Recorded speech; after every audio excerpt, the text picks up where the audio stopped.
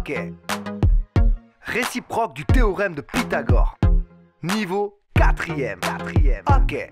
Pour démontrer qu'un triangle possède un angle droit, autrement dit qu'il est rectangle. Y a pas 36 choix, soit tu connais 2 angles et tu calcules le 3ème, soit tu connais ces 3 longueurs. Et là c'est pas la même, on appliquera ce qu'on appelle la réciproque de Pythagore. On va faire un petit rappel sur le théorème. Tout d'abord on sait qu'un triangle et rectangle, on peut écrire l'égalité. Le carré de l'hypoténuse devant les autres carrés de l'autre côté. On remplace, on trouve une longueur, mais là c'est le chemin opposé. On a déjà toutes les longueurs et le triangle, on sait pas ce que c'est. On cherchera donc si l'égalité est vérifiée ou pas pour conclure suivant le résultat que le triangle est rectangle ou pas. Première étape, on trouvera quel est le côté le plus grand pour calculer le carré de sa longueur.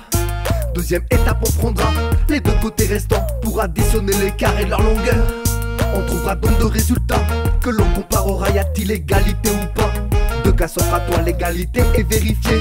Ton triangle est rectangle, si elle ne l'est pas d'angle droit dans ton triangle. Imaginons que notre triangle est pour longueur 6, 8, 10. Trouve la plus grande, pas compliqué, c'est 10, donc tu calcules 10 au carré d'un côté et ça fait 100, puis 6 au carré et 8 au carré et tu les additionnes ensemble. 36 plus 64, ça fait 100, qu'est-ce qu'on remarque? Les 2 résultats sont égaux, conclure sera ta dernière étape. L'égalité de Pythagore est vérifiée, tu le marques. Ton triangle est rectangle, tu l'as prouvé, tu le marques. Deuxième exemple, un triangle qui a pour longueur 3, 4, 6. La longueur la plus grande c'est 6, son carré c'est 36. 3 carrés plus 4 carrés ça fait 25, t'en conclus quoi? L'égalité n'est pas vérifiée, ton triangle n'a pas d'angle droit. Première étape, on trouvera quel est le côté le plus grand pour calculer le carré de sa longueur.